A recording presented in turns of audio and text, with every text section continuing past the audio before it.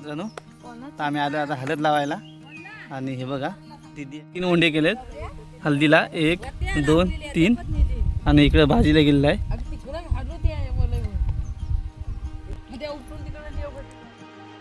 तर मित्रांनो, हळद लागवडीसाठी चांगला पाण्याची निचरा होणारी जमीन आवश्यक असते. कोकणातील लाल मुरमाड आणि काली जमीन ही त्यासाठी एकदम परफेक्ट आहे.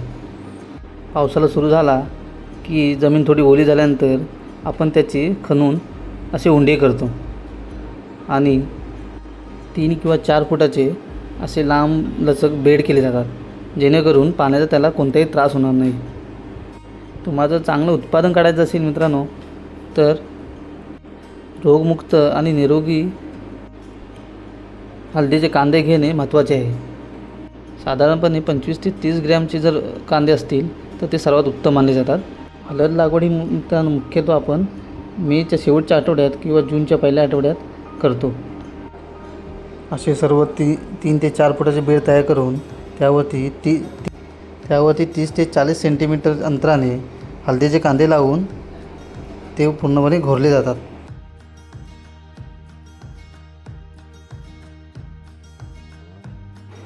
हे आहे मित्रांनो पालेभाजीचं बियाणं आपलं. आता आपण पेरणार आहोत. आणि हे बघा आणखी एक आहे, हे आहे काकडीचं, हे आहे मिरचीचं बियाणं, भेंड्याचं आहे बियाणं हे. आणि हे बघ चिबडाचं बियाणं, हे मिरचीचं आहे. तर हे आपण आता सर्व पेरणार आहोत मित्रांनो. हे बघा हे उंडे केलेले आहेत, त्याच्यावरती आता खड्डे काढून छोटे छोटे त्यात पेरणार आहोत.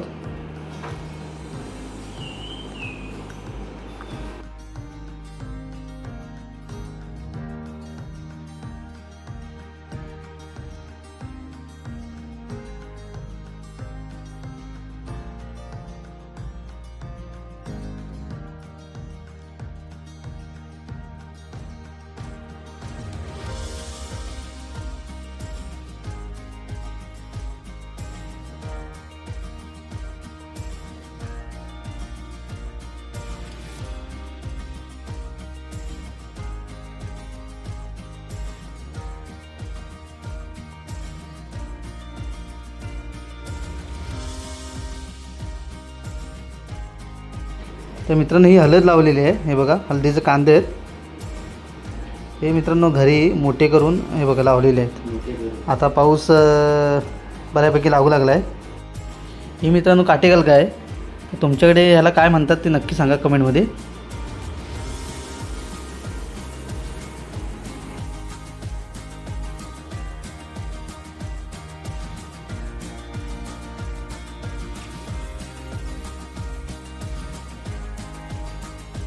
तर मित्रांनो आता आपण हळद लावायला सुरुवात करतो.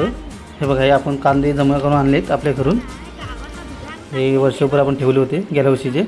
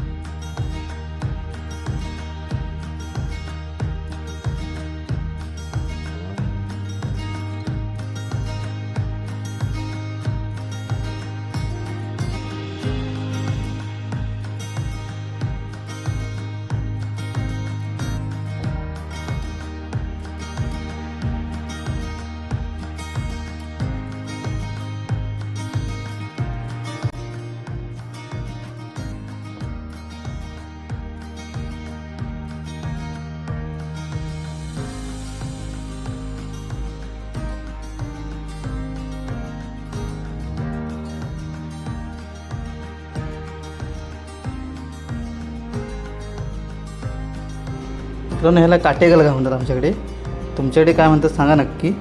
हे आता आपण लावणार आहोत. हे बघा याला बऱ्यापैकी मोड आलेत वरती मोठे आणि असे लावणार डायरेक्ट.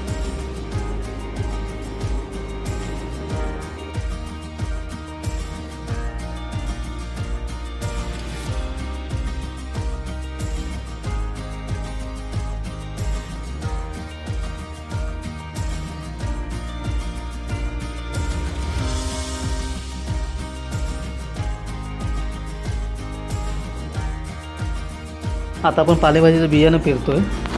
हळद लावून पूर्ण झालेली आहे आणि त्याच्यावरती आपण आता पालेभाजीचं बियाणं पेरतो आहे.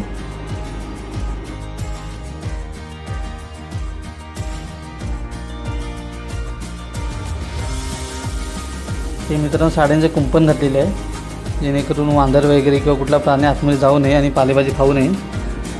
तर अशा प्रकारे मित्रांनो सर्व लावून झालेले आहे. हळद लावलेली आहे, आपण काटेगाला लावलेली आहे आणि पालेभाजी पूर्ण पेरून झालेली आहे.